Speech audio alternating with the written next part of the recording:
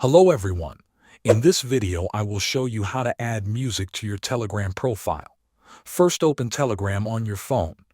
Go to your saved messages or open any private chat. This is where you will upload the music file. Look at the message input area at the bottom of the screen. On Android, tap the paperclip icon. A menu will appear at the bottom. Swipe through the options until you see the Music tab. Tap on it, and you will see the audio file stored on your phone. Find the song you want to use and tap on it. Then, tap the Send button to upload the track to the chat. Now the music file is uploaded. Tap on the audio message to start playing it. You will see a small player bar at the top of the screen. Tap on the track name in that bar to open the full music player. Inside the player, look for the option that says Add to Profile. Tap on it. If you do not see this button, go back to the chat and long press on the audio message. A menu will appear. Tap Save To and then choose Profile.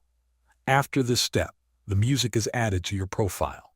When someone opens your profile, they will see a music bar under your profile photo. They can tap play and listen to the track. This is how you add music to your Telegram profile using an audio file. Thanks for watching.